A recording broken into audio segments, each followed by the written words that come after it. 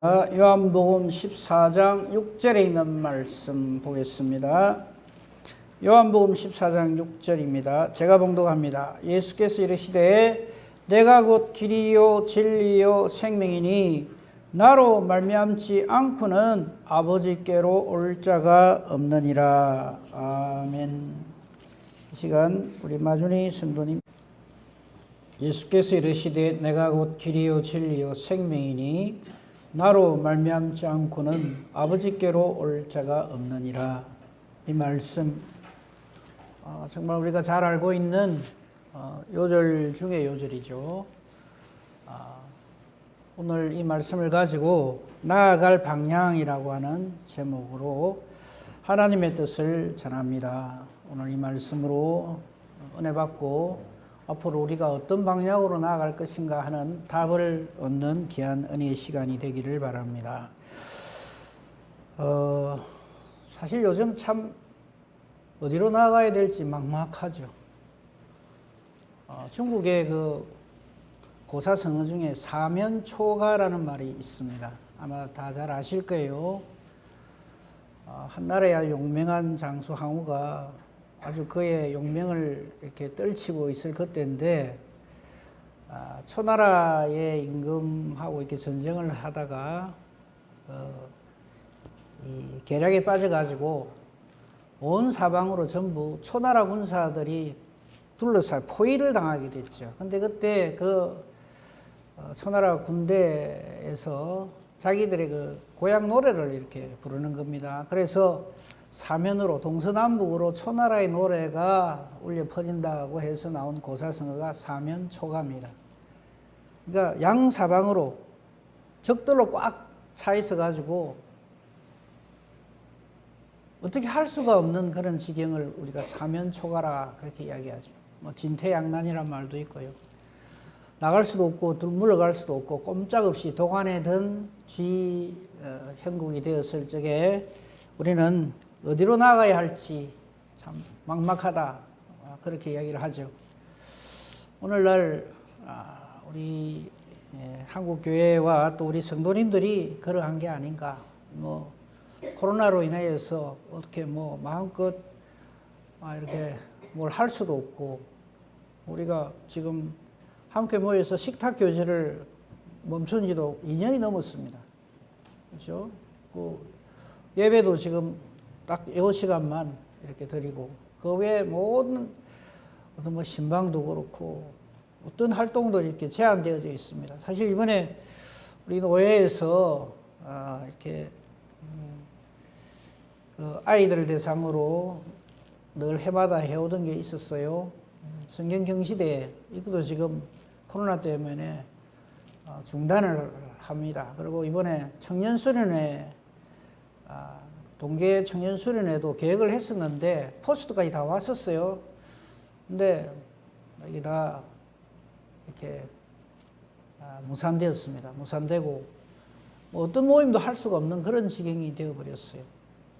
뿐만 아니라 이 일로 인하여서 이렇게 실직의 어려움을 받는 분들도 있고, 자영업자들이 너무나 힘들어하고 어렵고 하는 그런 문제들이 우리가 우리 주변에서 얼마든지 이렇게 볼 수 있는 그런 참 힘든 그런 상황 속에 있습니다. 사방이 막혀서 어떻게 무엇을 해야 될까, 어느 방향으로 나가야 할까 알 수 없는 이 지경에 오늘 이 말씀을, 요한복음 14장 6절을 가지고 하나님 말씀을 좀 살펴보려고 합니다. 본문을 띄워주십시오. 본문 말씀 잘 보십시오. 예수께서 이르시되, 우리는 14장 5절에 도마가 하는 그런 형편 상황, 우리가 모릅니다. 어떻게 어디로 가야 할지, 무엇을 어떻게 해야 될지 전혀 알 수 없습니다 라고 하는 우리 모든 인간들이 현재 이 세상을 살아가면서 가지고 있는 그런 문제죠. 그런데 저 문제는요, 하나님으로부터 낙원에서 추방된 이래로 모든 인간들이 던지는 질문이 바로 저것입니다. 늘 말씀드립니다만 저는 기독교를 종교라고 표현하는 것 절대 반대합니다. 기독교는 종교가 아닙니다. 종교라고 하는 것은 인간이 아주 탁월한 어떤 인간이 뭐 좀 깨달았다는 인간이 인생을 어떻게 살아야 할까? 그리고 가장 큰 문제는 죽음이라는 문제를 어떻게 해결해야 할까? 이 병 문제를 어떻게 해결할까 하는 것에 대한 답을 해놓은 것이 이게 전부 종교거든요. 그래서 죽은 다음에 뭐 다음 세상이 있다부터 시작해가지고 별별 일이 다 있죠. 그런데 여러분 귀를 기울이시면 안 되고요. 그건 그 사람의 생각이죠. 하나님의 뜻은 그렇지가 않죠. 아무튼 낙원에서 하나님과의 관계가 단절된 상태에 있는 그래서 추방된 모든 인간들은 어디를 어떻게 가야 할지 몰라요. 모든 것에 제한되어져 있습니다. 시간이 제한되어져 있습니다. 방법이 제한되어져 있습니다. 어떻게 해야 될지 알 수 없는 그런 상황에 던져진 것이 우리 인간입니다. 이 고민은 모든 인간이라면 누구라도 가지는 겁니다. 그럼 그 답이 무엇인가? 예수님이 지금 말씀하시는 거죠. 6절을 보십시오. 내가 곧 길이다. 이 길이라고 하는 것은 우리 길이 뭐 하는 겁니까? 가는 거잖아요. 진행할 수 있는 방향이잖아요. 그죠? 내가 곧 길이다. 길이 없으면 우리 못 가죠. 길이 아닌 길을 갈 수는 없는 거죠. 그런데 예수님만이 바로 우리 모든 인생이 나아가야 할 방향이다 이 말이에요. 근데 그 방향이 잘못된 방향이 아니라 진리의 길이다 이 말이에요. 참된 도리다 이 말이죠. 진리다. 그리고 죽음이 아니라 생명이다. 생명 이것은 죄의 끝이 사망입니다. 잘못된 것의 끝은 죄의 삭은 사망입니다. 그러나 예수님은 길이 되시고 우리가 나아갈 방향이 되시고 참 진리 되시고 그리고 영원한 생명이십니다.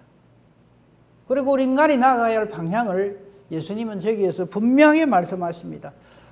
아버지께로 올 자가 없다. 우리 모두는 추방된 그 자리로 다시 돌아가야 합니다.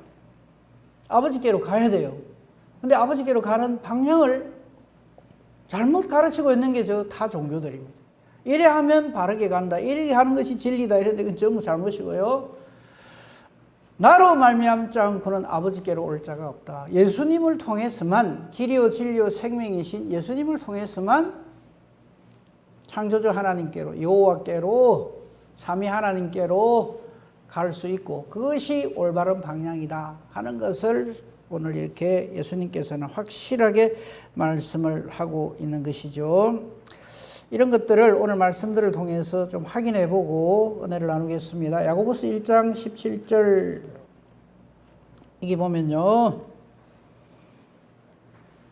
우리가 나아갈 방향이 바로 여기다. 온갖 좋은 은사와 온전한 선물이 다 위로부터 빛들의 아버지께로부터 우리에게 내려옵니다. 아까 사면초가란 말을 했죠. 동서남북이 다 막혔어요. 그래서 우리는 인간들한테 하면 끝이라 그렇게 얘기를 합니다.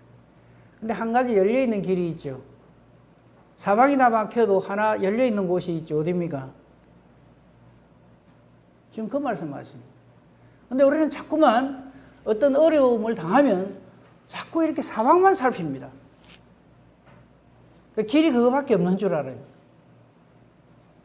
그러다가 결국 땅을 파고 죽어버려요. 근데 정말 우리가 나아가야 할 방향은 위다 이 말이죠. 온갖 좋은 은사와 온전한 선물은 전부, 다라는 말은 전부죠. 전부 위로부터, 즉 빛들의 아버지께로부터 내려오는 것이지 우리에게서 답을 찾는 것이 아닙니다. 그러므로 어려운 일을 만날 때 제발 옆에 있는 사람한테 추궁을 하거나 닥달을 하거나 못살게 굴거나 괴롭히거나 해서 답을 얻으려고 하지 마십시다. 전부 아버지께로부터 내려옵니다. 그리고 그 하나님 아버지는요, 절대 불변에 회전하는 그림자도 없으신 절대 불변의 참 신이시다. 참 하나님이시다. 이 말씀입니다. 이 말씀 명심 또 명심하십시다. 우리가 잘 알다시피요, 이 땅의 이 모든 상황은 창세기 1장 1절에 기록된 대로 태초에 하나님이 천지를 창조하심으로부터 시작된 것입니다. 그렇게 해서 출발된 것이지 사람에게서부터 비롯된 것은 하나도 없습니다. 이거를 늘 생각하셔야 됩니다. 우리에게 벌어지고 있는 이 모든 일들은 천지 만물을 창조하신 창조주 하나님으로부터 비롯되지 우리에게서 비롯되는 것은 하나도 없습니다. 참새 한 마리가 땅에 떨어지는 것조차도 하나님으로부터 허락이 떨어져야 되어지는 것입니다. 그러므로 이제 우리 각자 현실로 한번 생각해 봅시다. 내게 일어나고 있는 이 모든 일들이 너무 힘들어. 사면초가요. 꽉꽉 막혀 있어요. 왜 꽉꽉 막혀 있는지 아십니까? 위를 쳐다보라고 하나님이 막으시는 거예요. 우리 인간은 막힌 존재로밖에 존재할 수가 없어요. 아무리 잘 나가고 아무리 정말 떵떵거리며 사는 사람이라도 결국 끝은 끝이에요. 말이 좀 이상하죠? 결국 끝은 끝이에요. 더 이상 갈 데가 없어요. 최고의 삶을 살았다 할지라도 마지막에는 사망이라고 하는 이 길에서 벗어날 수가 없어요. 근데 예수님은 말씀하시잖아요. 내가 그 길이다, 진리다, 생명이다. 나로 인해서 아버지께로 가는 그것이 우리 모든 인생이 나아갈 방향이다 하는 것을 분명하게 말씀하고 있습니다. 요한복음 6장 51절 예수님께서 실제로 500의 이적을 일으키시면서 500의 이적은요 조금만 있어도 예수님만 있으면 우리 풍족하게 잘 먹고 잘 살 수 있다는 걸 말하는 게 아니에요. 500의 기적에서 예수님께서 우리에게 보여주시고자 하는 것은 그 진짜 백이 산 떡은 예수님이다 하는 것을 우리에게 보여주시는 거예요. 그래서 나는 하늘에서 내려온 살아있는 떡이니 사람이 이 떡을 먹으면 영생하리라. 여러분 이 땅에 많은 종교들이요 저 영생하려고 지금 별짓을 다 하는 거예요. 근데 그거는 아니고요. 그건 전부 거짓말이고요. 있을 수도 없는 일이고요. 자꾸 거기에 동조하시면 안 됩니다. 거기에 마음을 뺏기시면 안 됩니다. 예수님의 선포, 나는 하늘에서 내려온 살아있는 떡이니 사람이 이 떡을 먹으면, 즉 예수님을 소유하면, 예수님과 함께하면, 예수님 안에 내가 있고 내 안에 예수님이 계시면 그 사람은 영생한다. 내가 줄 떡은 곧 세상의 생명을 위한 내 살이니라 해서 주신 것이 십자가 사건입니다. 살을 찢고 피를 흘리심으로 우리를 온전히 대속의 은혜를 누리게 해주신, 그렇게 해서 죄 없이 거룩하지 않고는 아버지께로 갈 수가 없거든요. 그래서 거룩하게 해주시는 거죠. 우리가 거룩한 생활, 거룩한 삶을 살아서 거룩해지는 게 아니고요. 이 예수님의 대속의 은혜를 누린 자만이 거룩해집니다. 이를 믿는 사람이 이를 깨달아 알고 나서부터는 절대 거룩하지 않는 길을 안 가게 되는 것이죠. 그렇게 해서 안 가야지. 내가 판단해 보니까 이래 하는 것이 거룩한 삶이야. 그래서 나는 이 길을 갈래. 그래서 가는 그 길은 또다시 실패합니다. 그렇죠? 그래서 이 말씀들을 우리가 종합을 해서 이 길이요 진리요 생명이신 예수 그리스도를 증거하고 그분을 위하여서 살았던 대표적인 인물 한 분을 소개하려고 합니다. 신약의 사람이라고 생각하시면 안 돼요. 구약의 사람입니다. 모세라고 하는 사람이에요. 모세가 그리스도를 위하여 살았다고요? 라고 반문을 하실지 모르겠는데 지금부터 저와 같이 말씀을 살핌으로써 정확한 답을 알고 모세의 그 나아갈 방향을 바로 알고 나아갔던 이 모세의 삶을 우리 그대로 본받아서 주님의 길을 잘 가는 저희들이 되기를 바랍니다. 히브리서 11장 23절에서 27절에 보면 모세의 삶을 히브리서 기자가 잘 기록을 하고 있어요.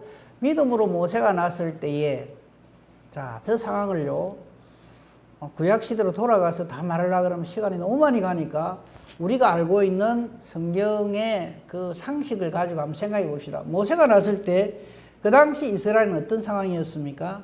나라가 있습니까? 없어요. 나라가 없는 그 정도가 아니에요. 모세가 났을 때는 이스라엘은 어떤 형편이었습니까? 애굽에서 종살이를 하고 있을 때입니다. 여러분, 우리 자녀들, 우리 아이들 환경이 좋아야 뭐 잘 살았다. 예, 맞습니다. 근데 그건요, 태어나 보니까 상황이 이렇더라, 그래서 좋은 환경에서 자라야 돼, 이게 아니에요. 성경에 나오는 모든 하나님의 사람들의 그 초기에 모든 모습들은 정말 비참하고 힘들어요.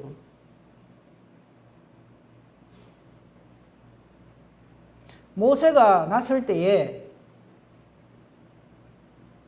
나라라고 하는 건 없고요, 아예. 애굽에서 종살이를 하고 있을 때고 가장 혹독하게 핍박을 받던 때입니다. 어느 때냐 하면 아예 바로가, 애굽의 왕 파라오가 사내 아이가 낳으면 그냥 나일강에 악어밥으로 집어 던져버려라, 이럴 때입니다. 여자는 그냥 잘 놔뒀다가 키워가지고 종살이를 시키고, 그럴 때 모세가 태어났어요. 우리 같으면 어떡할까요? 왜 이럴 때 태어나게 하십니까? 부터 시작해가지고 그냥 아마 그렇게 하기가 쉽겠죠. 자, 그 부모가 아름다운 아임을 보고 석 달 동안 숨겨왔다고 했어요. 그러면 어느 부모가 낳은 아이는 안 아름답습니까? 그죠? 고슴도치도 제 새끼는 피부가 없다 한다는데, 저게 저 말은, 부모가 아름다운 아이라 하는 걸 보고 하는 저 말은 지금 안 찾겠어요. 사도행전 7장에 스데반의 설교에서 저게 무슨 말인가 하는 게 나와요.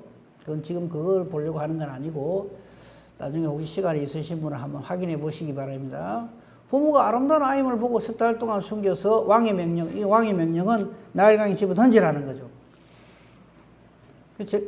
이거는 이야기 드리고 싶은 것은, 어느 부모는 자기 자식이 안 아름답습니까? 그죠? 예. 그러니까 태어났는데 보니까 안 아름다우니까 나일강에 던지고, 야, 얘는 본아들 중에 제일 예뻐, 그래서 숨기고 이랬다는 말이 아니에요, 저 말이. 하나님의 역사심이 있었다는 말이고요. 자, 24절로 넘어가 봅시다. 믿음으로 모세는, 저 말이 굉장히 중요합니다. 장성했을 때 바로의 공주의 아들이라 칭함받기를 어떻게 한다 그럽니까? 거절한다 그럽니다. 여러분, 40세까지 모세가 바로의 공주의 아들로 자라는데요, 이때 벌써 저는 모세는 자기가 유대인이라는 것을, 히브리인이라는 것을 알고요, 하나님의 살아 역사하심을 알고 있었어요. 물론 그거는 유모인, 실제로는 생모죠. 어머니에 의해서 그렇게 되어졌다 하는 것을 우리는 다 짐작을 합니다. 그런데 바로 저겁니다. 바로의 공주의 아들이라 칭함받기를 거절했다 하는 것. 여러분, 저게 쉬울 것 같습니까? 저 말은요, 나는 우리 민족과 함께 지금 노예 생활을 하고 있는 저들을 내가 구원해야 하겠다 하는 사명의식을 가지고 있었다, 이 말입니다. 그냥 단순히 나 바로 공주 아들 안 할래, 이게 아니고요. 저 바로 공주 아들이라 칭함받는다는 말은 최고의 특혜 중에 특혜죠. 저걸 거절하는 것은 정말 어리석은 일이죠. 그렇지 않겠어요? 근데 이걸 명심하셔야 합니다. 이때 모세가 이 24절의 이 사건 앞에 믿음으로 하는 저 말, 모세는 장차 하나님께서 자기들에게 이스라엘 백성들을 통해서 메시아를 주심으로 온 인간들의 모든 죄의 문제를 해결할 것을 믿는 믿음을 말하는 겁니다. 창세기 3장 15절에 여인의 후손으로 오시는 메시아를 믿는 믿음을 말하는 겁니다. 믿음으로, 그렇기 때문에 모세는 장성했을 때, 나이 40이 됐을 때, 바로 지금까지 자기가 누렸던, 그죠? 바로의 공주의 아들이라 칭함받는 것을 의도적으로 작심을 하고 난 그거 안 하겠다, 이렇게 했다, 이 이야기입니다. 그냥 저걸 거절하는 정도가 아니라, 그죠? 배가 불러서 나 저거 안 할래 한 것이 아니라 25절입니다. 25절이 그 이유입니다. 도리어 하나님의 백성과 함께 고난받는 것을 잠시 죄악의 낙. 저게 대단한 거예요. 바로의 공주의 아들이라고 하는 정말 모든 것이 보장되어져 있는 최고의 자리를 딱 거절할 수 있는 그 이유가 이것은 잠시 죄악의 낙이다 하는 것을 깨달아 알고 있다는 말씀입니다. 모세는 정확한 방향을 가지고 있었다는 거죠. 사랑하는 성도 여러분, 제발 부탁합니다. 우리는요, 저거 하려고, 저기 뭐죠? 24절에 바로의 공주의 아들 저거 하려고 발버둥을 쳐요. 그 길이 아무리 잘못된 길이라도 좋으니까 제발 바로의 공주의 아들이라고 하는 저런 위치, 저런 달콤함, 저걸 누리기 위해서 우리 중에는 그런 분이 없기를 바랍니다. 예수를 믿는 사람들이 얼마나 많은지 모릅니다. 예수 믿으면 복 받는단다. 예수 믿으면 사업이 잘 된단다.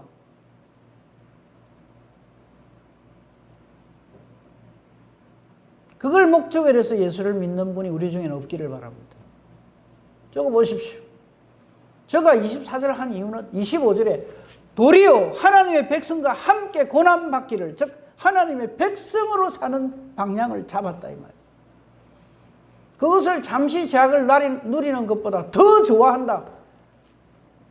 방향을 확실하게 잡고 있다 이 얘기입니다.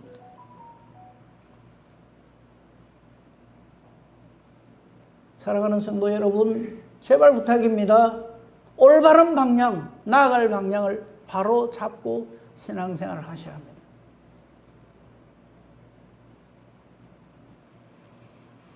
근데 정말 우리가 초점을 맞추어서 포커스를 제가 맞추고 싶은 말씀은 26절입니다.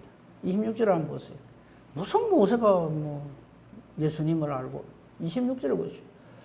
그리스도를 위하여 받는 수모를 바로 나옵니다. 모세가. 모세는요, 그리스도를 위하여 받는 수모를 애굽의 모든 부하보다 더 큰 재물로 여겼으니 이는 상 주심을 바라봅니다. 정말 올바른 방향을 잡고 있었다 이 말이에요. 저 26절을 해석을 잘해야 되고 저 말씀을 가지고 모세의 생을 들여다봐야 합니다. 모세는 그리스도를 너무나도 정확하게 알고 있었어요.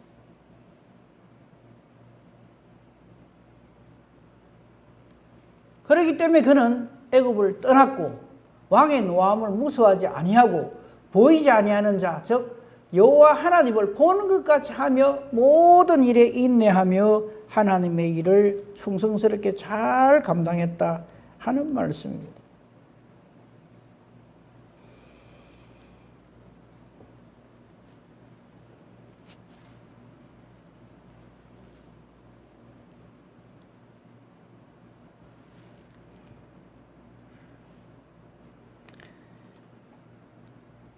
그리스도를 위하여 받는 수모. 그러니까 모세가 고생하는 것이요, 어쩌다가 잘못해가지고 애굽인을 그냥 때려가 죽이는 바람에 할 수 없이 도망갔다가 아니라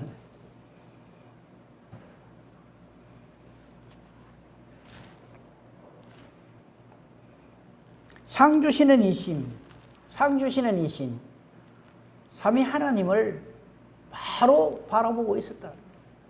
그래서 그는 그의 삶을 온전히 하나님을 위하여 나아갈 방향을 바로 잡는 올바른 방향을 그는 가지고 있었다 하는 것입니다.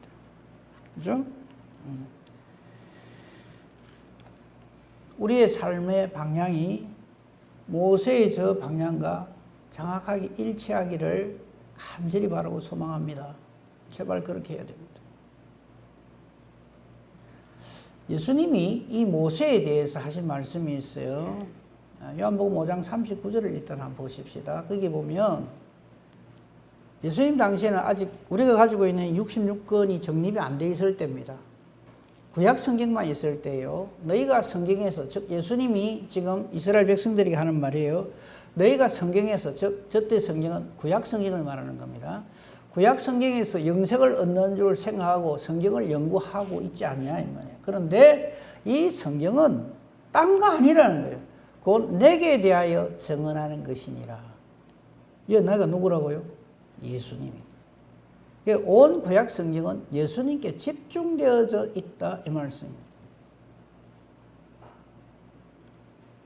그래서 제가 새벽 예배 시간 때마다 계속해서 모세오경을 다 했었는데 거기에서 확인하는 게 계속 뭐냐면 모세가 받아온 성전 설계도, 성전의 기구들, 제사제도 모든 것들이 전부 예수 그리스도께 집중되어져 있습니다. 예수님으로 말미암아 이 모든 것이 완성되어진다 하는 것을 성경은 증거하고 있습니다. 지금 예수님 그걸 말씀하시는 거예요. 너희가 성경에서 영생을 얻는 줄 생각하고 성경을 연구하거니와 성경을 열심히 읽고 공부하고 하지 않습니까? 근데 이 성경이 예수님께 대하여 증언하는 것인데 그걸 모르면 그냥 성경 지식만 얻어간다 이 말이죠. 뭐 제사가 5대 제사가 있는데 이런 제사 저런 제사가 있고 뭐 구약 성경에 그 성전 설계도가 어떻게 되어 있고 그 안에 뭐가 들어가 있고 그것만 공부하고 만다는 거죠. 그게 아니고 이 모든 성경이 예수님을 증거한단 말이에요. 그래서 구약의 모든 제사, 오늘날 우리가 왜 예배를 지금 하나님 앞에 드리잖아요. 제사를 드리잖아요. 왜 구약 시대처럼 안 드리는지 아십니까? 왜 소 잡고 양 잡고 그거 안 하는지 아십니까? 피 뿌리고 이거 안 하는지 아십니까? 예수 그리스도께서 이 모든 것을 예수님을 믿는 믿음으로 말미암아 다 완성시켜 주시기 때문에 예수 이름으로 우리가 예배드리는 이걸로 그 모든 것이 다 충분하도록 완전하도록 만족시키기 때문에 우리가 지금 이렇게 예배를 드리는 거죠. 안 그러면 지금도 여러분은 이 안에도 못 들어오고요. 제사장이 와가지고 제사장도 저도 제사장 될 수가 없어요. 레위 지파가 아니면 안 돼요. 와가지고 소 잡고 양 잡고 이걸 해야 되는 거예요. 근데 왜 그렇게 하는가를 모르고 그냥 여기 앉아 계시면 안 됩니다. 그러므로 예배는 목사님 설교 듣는 시간이 아닙니다. 우리 각자가 하나님 앞에 드려지는 시간입니다. 아벨의 예배와 같이 내가 하나님께 지금 드려집니다 이겁니다. 아까 헌금 그것도 마찬가지예요. 내 있는 돈 지갑에서 끄집어 내가 여기 교회 운영하는데 보태 쓰세요. 이런 식으로 헌금을 하시면 안 된다 이 말이에요. 내 자신을 드리는 헌금이다 이 말이에요. 양을 드리는 대신에 소를 드리는 대신에. 근데 이 당시 저 당시 예수님 당시에도 유대인들이 그걸 모른단 말이죠. 예수님에 대해서 이 말씀이 존재한다는 걸 몰라요. 그러니까 종교 생활, 종교 활동만 하는 거예요. 그냥 형식을 따라서 예배를 드리는 거예요. 그냥 제사를 드리는 거예요. 그건 하나님을 섬기는 게 아닙니다. 그건 종교 활동을 하는 거예요. 그걸 예수님께서 한마디로 콕 찌르는 말씀이 40절입니다. 그러나 너희가 영생을 얻기 위하여, 이게 바른 방향이란 말이죠. 바른 길인데 이 영생을 얻기 위하여 내게 오기를 원하지 아니한다. 예수님께로 안 와요. 예수님께 대해서 모든 것이 집중되어지는 이 말씀을 믿고 따르지 않는다 이 말이에요. 그냥 오늘 소 한 마리 바쳤으니까 이제 내 죄 없어졌다 이렇게만 생각한다는 거죠. 그건 마치 지금으로 치면 오늘 뭐 가가지고 예배 1시간 참석했으니까 지난 일주일간에 이제 모든 죄는 이제 사해졌고 내일부터 또는 좀 한번 최선을 다해보고 죄지면 또 그 다음 주에 와서 또 예배 한번 드리면 되지. 이런 식으로 신앙생활을 한다는 거지. 그걸 종교 활동이라고 합니다. 우리는 예수를 믿어야지 종교 활동을 하고 있으면 안 됩니다. 예수를 믿는다는 게 뭡니까? 예수님이 저러하심을 확신을 하고 오직 예수님으로 온전한 방향을 예수님께 집중을 해야 되는 거죠. 아까 안 찾겠어요? 아까 보신 말씀 있죠? 그죠? 히브리서 11장 그 26절입니까? 거기 보면 모세가 그리스도를 위하여 이 말이죠. 그리스도를 위하여 받는 모든 그 수모를 애굽의 어떤 낙보다도 더 귀하게 여기겠다는 말씀이 바로 그 말이에요.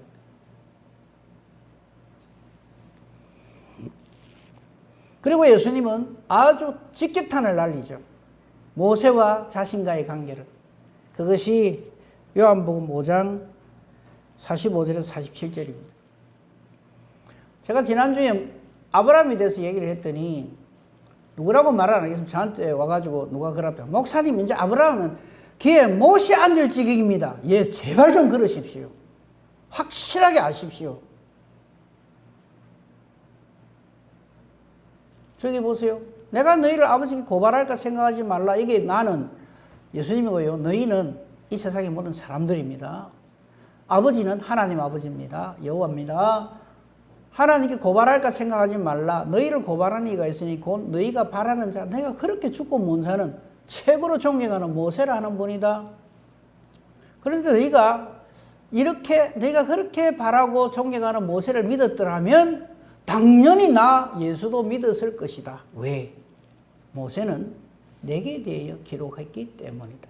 아까 모든 성경은 예수님께 대하여 기록되어져 있고 예수님을 증언한다 했죠. 모세 오경이 전부 예수님께 집중되어져 있어요. 그걸 못 찾는다. 그걸 발견을 못 한단 말이에요. 그냥 모세 오경이 옛날에 유대인들이 저렇게 살았대 이렇게 생각한단 말이죠. 그게 아니라고요. 모세의 모든 말은 예수님께 대한 기록이다. 예수님께 대한 기록.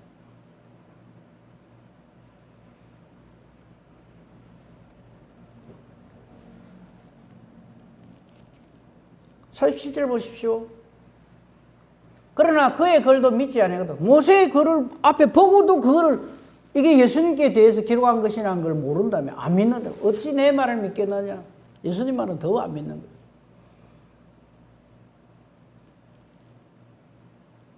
또 제가 이 이야기하고 나면 목사님 모세 이야기는 이제 귀에 못이 않겠습니다. 근데 제발 좀 앉으세요. 아브라함에 대해서도 지난주에 그 질문을 했는데 모세에 대해서도 또 똑같은 질문. 모세가 예수님 압니까 모릅니까? 저렇게 알고 있는데 왜 모른다 그러죠?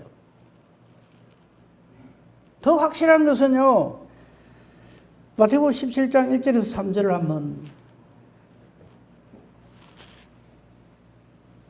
여서유 예수께서 베드로 야고보 그 형제 요한을 데리고 산에 올라가서 기도하시죠. 따로 높은 산에 올라가셨는데 저 산 이름이 원래는 따로 있어요.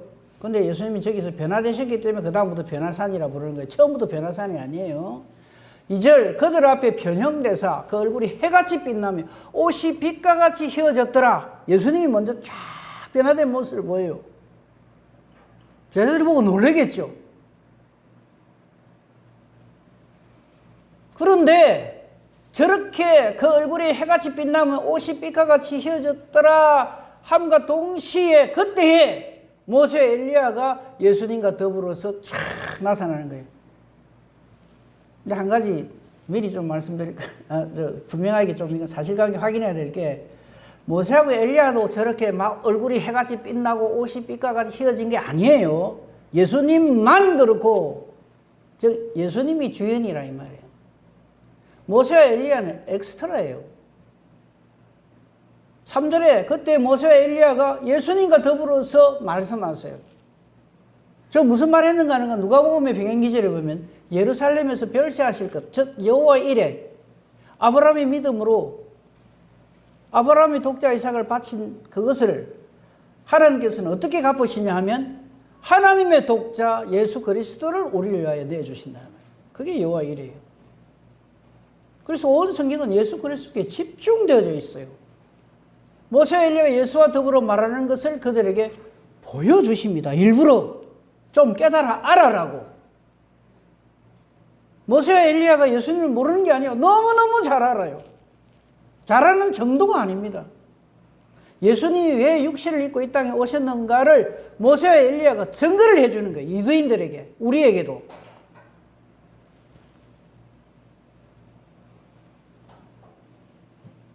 근데 이 의미를 모르는 베드로는 야 예수님이 역시 하나님의 아들인가 보다. 그러니까 모세도 오고 엘리야도 오고 저라지. 이 정도 수준으로 아는 거예요. 저때까지만 해도 베드로는 예수님이 십자가 지는 건 상상도 안 해요. 이렇게 능력 있고 이렇게 권세가 탁월한 우리 선생님이 왕이 안 되면 누가 되나? 이렇게 생각하죠. 그러니까 저런 소리를 하는 거예요. 우리가 여기 있는 것이 조사하니 여기 기념각 3개 짓고 어쩌고 하는 말이 있잖아요. 그죠? 그래서 우리가 성경을 볼 때 항상 하나님 앞에 기도하고 말씀 봐야 됩니다. 아는 말씀, 내 아는데 좀 죄송합니다. 알기는 뭘 알아요? 정말 성령께서 우리 마음을 움직여 주시지 않으면요, 하나님 말씀, 하나님 뜻대로 알 수가 없어요.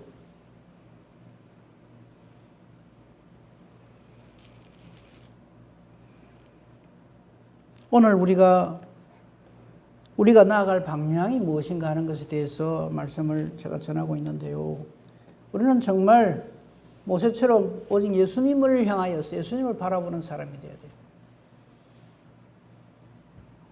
모세의 모세오경, 창세기, 출애굽기, 레위기, 민수기, 신명기 그 모든 성경은 예수님을 증언하는 내용이에요. 거기에 나오는 모든 인물들요, 아브라함이든 이삭이든 야곱이든 요셉이든 전부 예수 그리스도의 그림자입니다. 모형이라고요. 그걸 모세가 지금 계속 증거를 하는 거예요.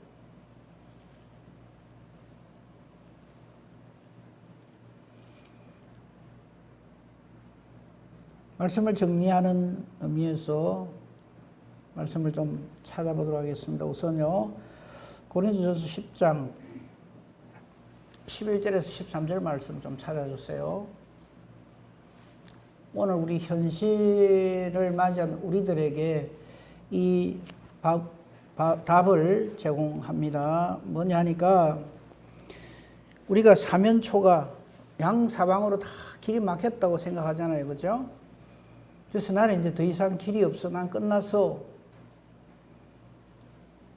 고린도전서 10장 11절 보면요, 그들에게 일어난 이런 일은, 저 구약시대, 우리 앞선 시대, 신약시대도 괜찮고요, 모든 하나님의 종들에게 일어난 이런 일은 본보기가 되고 또한 말세를 만난 우리를 깨우치기 위하여 기록되었습니다. 그런즉 선줄로 생각하는 자는 넘어질까 조심해야 됩니다. 교만하지 말라는 거죠. 하나님 말씀에 절대 순종해야 됩니다. 그리고 한 가지, 내가 아무리 정말 기가 막힌 일을 당하여도 절대 걱정하시지 않아도 될 이유가 13절입니다. 사람이 감당할 시험 외에는 너에게 당한 게 없다고 말씀하십니다. 아유, 저렇게 큰 시험을 당해? 우리 중에 내게 욥에게 내린 시험이 내릴까봐 걱정된다 싶으신 분이 있으십니까? 감사하십시오. 욥이니까 그런 시험이 내리는 겁니다. 하나님은 우리에게요, 우리 체질을 너무나 잘 아시기 때문에 우리에게 욥과 같은 시련을 주시지는 않습니다. 왜냐하면 우리가 죽을 뿐이기 때문에. 그러면 우리가 감당 못하는 것을 감당할 것인지 못할 것인지 하나님이 너무너무 잘 알고 계시기 때문에 우리가 감당 못할 시험은 절대 안 주십니다. 그 시험을 주시는 이유가 뭡니까? 똑바로 살아라는 거죠. 똑바른 방향을 가지라는 거죠. 올바른 방향을 가지고 그 올바른 방향으로 힘써 전진하라, 이 말입니다. 그래서 저 말씀을 주시는 거예요. 사람이 감당할 시험 밖에는 너에게 당한 것이 없나니 오직 하나님이 미쁘다는 말은 너무나 듬직하셔서, 너무나 신실하셔서, 너무나 믿음직하셔서 이 말이에요. 너희가 감당하지 못할 시험 당함을 허락하시지 않습니다. 그러니까 큰 시련을 당한 사람이 있거든. 와, 저분은 정말 믿음이 대단하신 분이구나. 하나님이 그 믿음을 인정하시는구나. 이렇게 생각하셔야지. 아이고, 죄송합니다. 까불 때 알아봤다. 이래서 하지 말라고요. 정말 큰 시험 당하는 사람은 그만한 믿음을 가진 사람이기 때문에 그런 시험이 오는 겁니다. 그러니까 나는 지금까지 시험 한 번도 안 당해서 까딱없어. 나는 내가 너무 잘하기 때문에 시험 당할 일이 있으면 나는 그런 거 만들지도 않아. 그게 아니고요. 믿음이 너무 없기 때문에 하나님이 시험을 못 하시는 거예요. 그 시험 줬다가 나 자빠질 거니까. 그러니까 감당 못할 시험 당하는 것을 허락하지 아니하시고, 그리고 그 시험을 하나님 주시면서 너 이 정도는 시험 당할 수 있을 거야. 한번 해봐. 나중에 시험 끝나면 보자. 이러지 안 하신다고요. 보세요. 시험 당할 점에 또한 피할 길을 내셔서 너희로 능히 감당하게 하시느니라. 할렐루야. 그 시험을 감당하게 하는 능력이 저와 여러분에게 있는 게 아니고 하나님이 그렇게 해 주신다, 이 말이에요. 그걸 알아야지. 나는 이런 일이 있었지만 내가 이렇게 잘해서. 그건 좀 답을 잘못 알고 계신 거예요.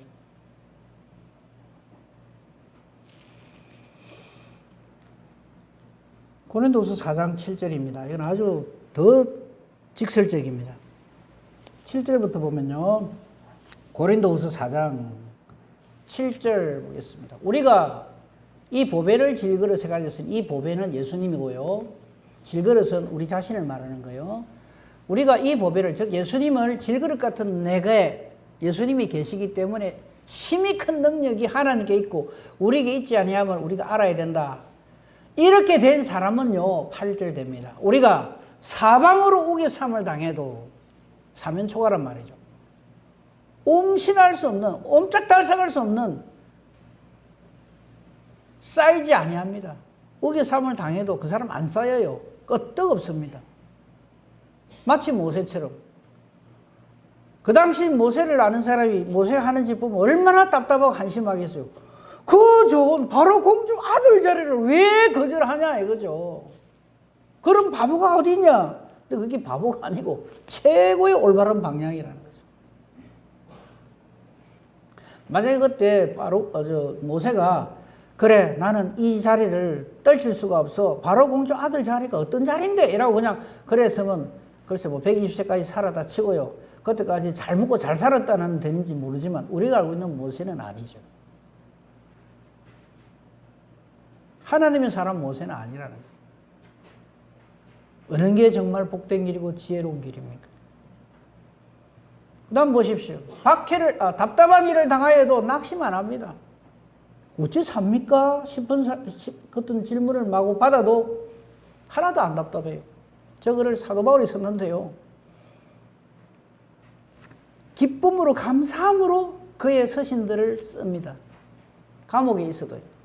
박해를 받아도 버림받지 않고 거꾸로 뜨림을 당하여도 망하지 아니하고 왜? 10절입니다. 우리가 항상 예수의 죽음을 몸에 짊어지면 예수의 생명이 우리 몸에 나타나게 하도록 하기 위해서 그렇게 한다 이거죠.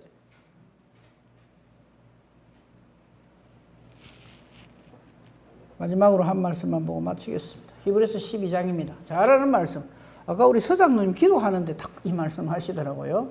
그래서 감사합니다 그랬는데 이러므로 우리에게 그런같이 둘러싼 흔한 정인들, 예수의 정인들, 예수님으로 올바른 방향을 잡고 살은 사람들, 저 히브리서 12장 1절이잖아요. 히브리서 11장에 나오는 모든 구약시대의 믿음의 선진종들이 전부 저 믿음의 정인들이다 이 말이에요. 히브리서 11장에 나오는 사람들은 전부 구약 사람들입니다. 신약 사람들이 저기 있을 리가 없죠. 믿음으로 베드로는 그런 말 없어요. 그래서 성경은 하나로 통일되어 있단 말이에요. 예수 그리스도로. 우리에게 이런 흔한 예수의 정인들이 있으니 모두 무거운 것, 얽매기 쉬운 죄를 벗어버리고 인내로서 우리 앞에 당한 경주를 하며 우리에게 믿음을 주시는 믿음의 주인 되신 믿음의 주요 또 우리를 온전케 하시는 이 예수를 바라보자. 저게 답입니다. 우리가 나아갈 방향 예수 그리스도. 신구약의 모든 하나님의 종들이 예수를 바라보는 삶을 올바른 방향으로 나갔기 때문에 저들은 이 생명책에 그 이름이 아름답게 기록되어져 있는 것입니다. 우리도 예수를 바라봄으로써 우리의 이름이 생명책에 기록되는 은혜와 복으로 충만한 저와 여러분의 길을 우리 주님의 이름으로 축복하며 축원합니다. 아멘. 감사합니다. 하나님. 해답이 예수님이십니다. 어리석게 예수님을 바로 앞에 두고도 엉뚱한 방향을 트는 어리석음이 우리 가운데는 없게 해주시옵소서. 오직 예수로 반드시 하나님 나라로 초대되어지는 은혜와 복으로 충만케 하옵소서. 예수님 이름으로 기도합니다. 아멘. 감사합니다.